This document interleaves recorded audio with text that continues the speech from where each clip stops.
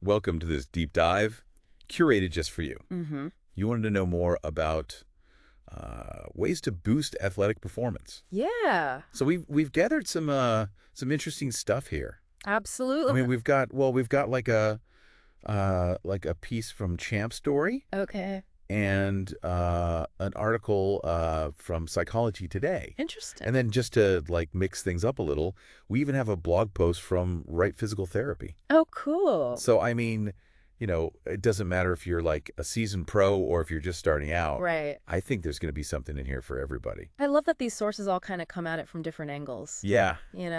and I think that's going to give us a well-rounded approach, Yeah, for sure. which is what you need For to sure. really excel.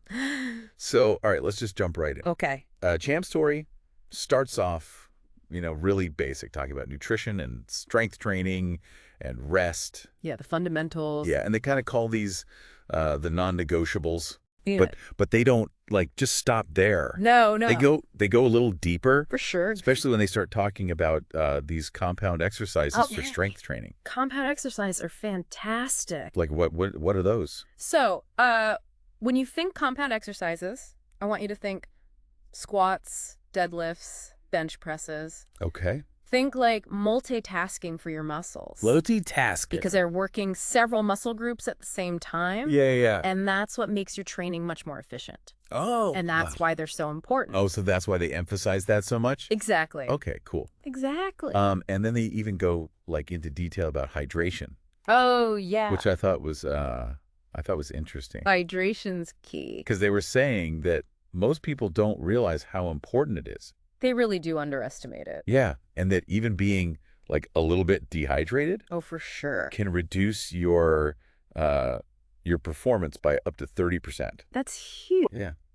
Yeah. Like, whoa, okay, better drink some water. Absolutely. Gotta stay hydrated. But it makes you think about like all these things working together, Yeah. Yeah. You can't just focus on I think one, it's all interconnected. right, and ignore all the Or others. like it's like a finely tuned machine. Yeah. Every part needs to be working properly for optimal performance. Yeah, exactly. And that's what we're aiming for. Right. But then Psychology Today, they remind us that it's not just about the physical. Right. It's also the mental. Exactly. The mental game is huge. And they really go into like mindfulness Yeah. for pre-competition jitters. I really like their perspective on this. Oh, yeah. What is it? They talk about how Okay. it's not about like suppressing the nerves, Right. It's about harnessing that energy, Yeah. accepting it, Accepting it. and using it to your advantage. Okay. Yeah. So like because I always struggle with those pre-game jitters. Oh, yeah. How would somebody incorporate mindfulness? Well, they have this. They have a really great tool Yeah. in the article. Okay. It's called the 4-4-4 breathing exercise. 4-4-4. You inhale for count of 4, hold for 4, exhale for 4. Okay. And it's simple, but it's very effective for calming those nerves. Wow. I could even see myself using that, like not even in a competition. Absolutely, yeah. Just like in life. It's a great tool for everyday stress. Yeah, totally. For sure. And they don't just talk about that. Yeah. They also talk about visualization. Oh, visualization's powerful. Yeah. It gives you, those mental reps that build that mind-body connection. It's almost Yeah. like giving your brain a sneak peek A sneak peek. of success. Oh, cool. Yeah, it's really fascinating. Okay, so let's move on to Right Physical Therapy. This blog post, it kind of dives into some things that maybe people don't talk about as much, Yeah. but that are equally important. Some of the less obvious elements. Yeah, for sure. Yeah. The thing that really stood out to me Yeah. was their emphasis on sleep. Oh, sleep is so crucial. They actually quote a study Yeah. saying that muscle repair Mm-hmm. and even memory consolidation happens during sleep. Right. It's when your body does all its repair work. Now, if you're not getting enough sleep, You're really cheating yourself. you're not getting the full benefits of your training. of your training. Wow. Yeah. They also brought up supplements, Oh yeah, that's a big one. which, it always seems like there's so much hype. There's a lot of noise out there. Yeah. For sure. But they mentioned like B vitamins for energy, Yeah, for and energy. creatine for strength. Dirty. Yeah. But they also like say this really important thing. Always consult with a healthcare professional Always. Oh. before starting any kind of supplement. Yeah, don't just take something because you heard it was good. Right. Talk to your doctor. Right, because Yeah. it could interact with other things. Absolutely. Yeah, okay, good advice. Yeah. And then the last thing I wanted to bring up from them Okay. was this rule of 3 they talk about Oh, yeah. Rule of for workouts. That's a great one. Like what are some like specific ways that people could actually change up their workouts? Well, it's all about variety. Okay. Keeping your body guessing. Okay. So, for example, every third workout, Okay. instead of doing your usual weight training, maybe you do a body weight circuit. Oh, okay. Or if you're a runner, Yeah. you could trade your long runs Yeah. for some intense interval sprints. Oh, wow. So it, Yeah. really keeps your body on its toes Okay. and prevents those plateaus. And it's more fun that way too, probably. Right. Mixes things up. Yeah, totally. Keeps it interesting. Totally. Yeah. And then going back to Psychology Today, Right. they talk about some ways to like train your mental game. Yeah. That are they go a little beyond just basic mindfulness. More actionable steps. Yeah. Yeah. And one of the things they talk about Mm-hmm. is positive self-talk, Oh, yeah. which I have to say, It's powerful. sometimes it feels kind of cheesy. I know you mean, but Right. it really works. But yeah. Yeah. So like, what's an example? They give a really great example Yeah. in the article. Okay. It's, so many people have that negative thought. Mm-hmm. What if I play poorly? Yeah. And they say replace that with Okay. a positive affirmation. Oh. Like, trust your shot and stay locked in. Okay. Okay. So it's about shifting that mindset Yeah. from doubt to confidence. Yeah. Oh, that's powerful. Yeah, it is. They also talk about taking a more process-driven approach. Oh, yeah, that's huge. Oh, yeah. Focusing on, the things you can control in the moment Right. rather than getting caught up in the outcome. Oh, yeah. Yeah, and to stay grounded in that process. Yeah. They suggest having a reset word. A reset word. Yeah. Like what does that even mean? So if you find yourself, getting distracted Okay. or negative thoughts are creeping in, Mm-hmm. you use this word Okay. to just bring your focus back to the present moment. Oh, that's cool. Yeah, it's like a mental pause button. Like a reset. Yeah, Air reset. tag. Oh, I like that. Yeah. And then this is what really fascinated me. Mm-hmm. They talk about minimizing distractions. Oh, yeah. Like actually like turning on do not disturb mode yeah. before you compete. It's about creating that environment Yeah. where you can really tap into your peak performance. Oh, wow. Yeah. And Champ's story reminds us that it's not just about the mental and the physical. Right. There's also skill development. You got to have the skills. They talk about how Mhm. athletic performance Yeah. is multifaceted. Yeah, it's not just about It's not just being strong or fast. root strength or speed. Right. It's about so much more than that. So it's also about like learning the plays Absolutely. Yeah. or the techniques. Honing those sport-specific skills. Right. For sure. They talk about 7 different training techniques. 7. Yeah. They mention strength training and Yeah. speed and agility drills and endurance conditioning Mm-hmm. and plyometric training, sports-specific skill drills, mental skills training. Okay. And then this one that I thought was really interesting, Yeah. vision training. Vision training. Now, I don't know a whole lot about that. It's fascinating. What is that? Like, is it just staring at screens for hours? It's so much more than that. It's Yeah. about enhancing your visual acuity, your perception, and cognitive processing. So it's like Training your eyes and brain to work better together. training your eyes. Yeah. So it's more than just seeing clearly. Exactly. It's like processing it. Yeah, processing the information. Like, how would that help an athlete, like on the field or on the court? Well, think about a basketball player Okay. effortlessly tracking the ball as it moves across the court, Yeah. or a tennis player Okay. reacting to a serve Oh, okay. in a split second. Yeah. That's vision training. Wow. That's amazing. It's about sharpening those skills to give you a competitive edge. Oh, that's so cool. Yeah. Okay. Yeah. I'm already feeling a little overwhelmed with all this information. I know, it's a lot. How can our listener like Yeah. take all this Right. and actually like apply it? Yeah, that's the key, right? Right. That's what we're going to talk about next Okay. in part 2 of our deep dive. Awesome. We're going to figure out how to personalize all this information and create a roadmap for you to achieve your athletic goals. For everyone. That's what we want. Okay. Looking forward to it. All right. All right. So we covered a lot in that last part. We did. You know, the mental game, training, recovery. Vision training, yeah. Yeah.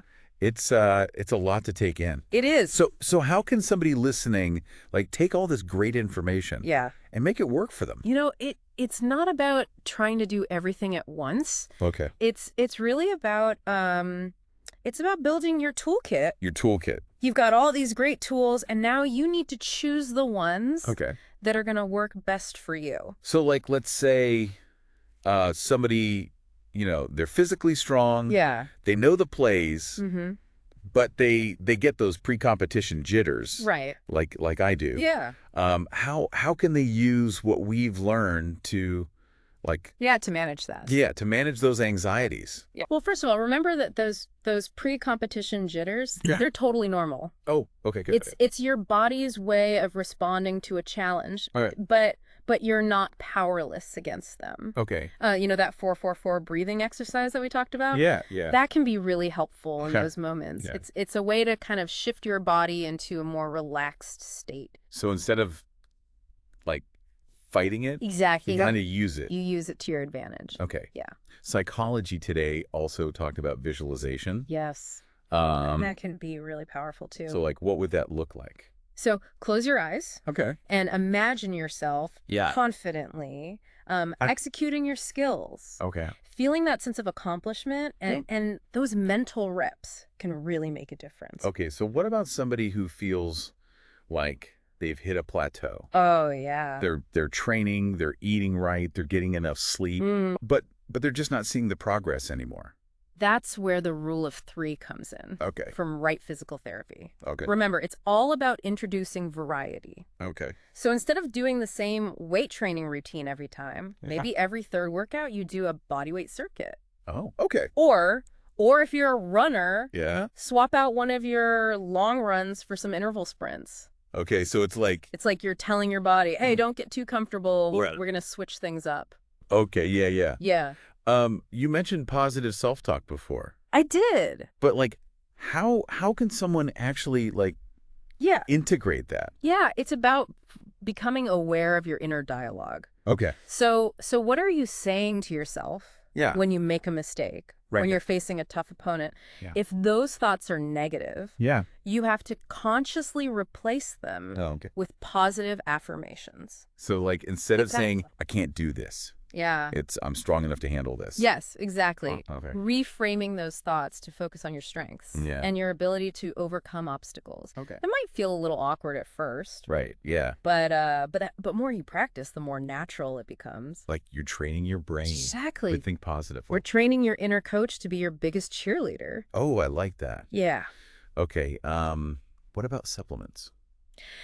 Oh, supplements. There's just so much information out there. There is. And it's hard to know. It's hard to know what to believe. Yes. And Right Physical Therapy, actually, they touch on this. Okay. And they have some great advice. Okay. They say, talk to a healthcare professional. Okay. They can help you cut through all that noise. Okay. And figure out what's right for you. So it's about personalized guidance. Exactly. Not just like grabbing whatever is trendy. Right. Don't just buy what you see on the shelf. Yeah.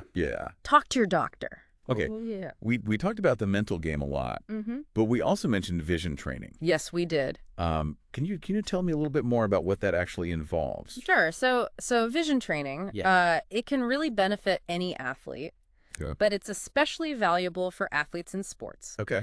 That require quick reactions, precise movements, and excellent hand-eye coordination. Okay. Think tennis. Baseball, Okay. basketball, and the drills themselves, they're designed to challenge and improve different aspects of your visual system, like your eye tracking, your peripheral vision, depth perception, reaction time. So like cross-training for your eyes. Exactly. But how do you know if it's like working? Well, you should start to see improvements in your on-field or on-court performance. Okay. So you might find that you're better at tracking the ball or the puck, anticipating your opponent's moves, Okay. reacting more quickly to what's happening around you. So it's not just about seeing better. It's about processing. It's about, That visual information more effective. All those little, like, split-second decisions. Exactly. It's like giving your athletic brain a visual upgrade. A visual upgrade, okay. One thing that all these sources emphasized was the importance of sleep. Sleep is crucial. But I know that a lot of people, especially athletes, have really busy schedules. For sure. So how can somebody, like, improve their sleep quality? Well, consistency is key. Okay. So try to go to bed and wake up around the same time each day. Okay. Even on the weekends. Okay. That helps to regulate your body's natural sleep-wake cycle. I've heard that, like, having a bedtime routine. Oh, that's a great idea. Can help too. Yeah, like a warm bath, reading a book. Yeah. Listening to calming music. Anything that signals to your body that it's time to wind down. Right. And just as importantly, avoid screens. Oh, yeah, the blue light. That blue light. Yeah. It can really interfere with your sleep. So it's about, like, creating an environment. Exactly. That's conducive to sleep. Yeah, both physically and mentally. Yeah. Think of sleep as a non-negotiable training session for your body and mind. Okay. This deep dive is really, like, making me think about how I approach athletic performance. Yeah. It's not just about, like, pushing harder. It's about being smarter. It's about more strategic. Yeah. Yeah. But all this talk about, like, training and potential makes me wonder about that question of talent versus hard work. Ah, the age-old debate. Yeah. Where do they intersect? Yeah, like, where do they meet in athletics? Well, some people might have a natural predisposition for certain athletic abilities. Right. But hard work, dedication, consistent training, those are essential for everybody. For everyone to reach their full potential. So even if you're not, like, naturally gifted. Exactly. You can still, like, achieve at a high level. Absolutely. Hard work. Absolutely. It's about identifying your strengths. Okay. Addressing your weaknesses and continuously challenging yourself. To improve. So it's not about, like, being born an athlete. Right. It's about becoming one. It's about the journey. Yeah. Okay. Yeah. We've covered so much. Yeah, we have. I want to go back to something you said earlier about this being about finding what works for you. That's the most important thing. Yeah. It's not a one-size-fits-all approach. Right. It's about finding what works. For you. For you. So how can somebody start to, like, build their own, like, athletic toolkit? Well, it starts with self-reflection. Okay. So take some time to really think about your strengths and weaknesses. Okay. What are you already doing well? Yeah. Where could you use some improvement? So, like, if you're really disciplined about your training, but you struggle with those pre-competition nerves. Yeah, then you might want to focus on those mental game techniques that we talked about. Or if you're naturally gifted in a sport. Yeah. But you have, like, trouble with endurance. Right. Then maybe you need to focus on building up your cardiovascular fitness. So it's about, like, being honest with yourself. Exactly. And then targeting those areas. That will make the biggest difference. Yeah. But it's not just about identifying them. Right? No, you have to take action. You have to take action. The knowledge is only powerful when it's applied. So it's about being proactive. Exactly. And trying new things. Yeah. And seeing what works for you. This has been so, like, eye-opening. I feel like I'm inspired to, like, I love that. take my training to the next level. That's what we want. Yeah. Yeah. Man, we covered a lot of good stuff in this deep dive. We really did. I feel like I'm ready to just, like, hit the gym. That's great. Oh, well, after I, like, drink another glass of water. Stay hydrated. Of course. But before we wrap up, is there anything else, like a final thought you want to leave our listener with? A final thought. Yeah, something provocative. Yeah. As they think about their journey to being better. Okay, well, I would challenge our listener to consider this. We talked about those 7 key areas of athletic performance, right? Yeah. Strength, endurance, recovery, skill development, mental training, nutrition, and vision training. Right. And I want you to think about yourself. Yeah. And think about which of those come naturally to you. Okay. And which ones might be holding you back. Because sometimes Yeah. improving in just one of those areas can really unlock so much potential. Wow. That you didn't even know you had. It's like a ripple effect. Exactly. Yeah, it's not about being perfect in every area. It's about understanding your own blueprint. Yeah, and being strategic. Exactly. Yeah. It's about focusing your efforts where they're going to make the biggest impact. That's such a good point. And remember, this is a journey. Yeah. It's not a destination. There's always something new to learn. Always something new. A new challenge to conquer. This has been so inspiring. Oh, good. I'm glad. I'm really like ready to take all this and do something with it. Awesome. Thank you so much for sharing your expertise with us. It's been my pleasure. And for guiding us through all this information. Absolutely. And remember, athletic excellence isn't just about physical prowess.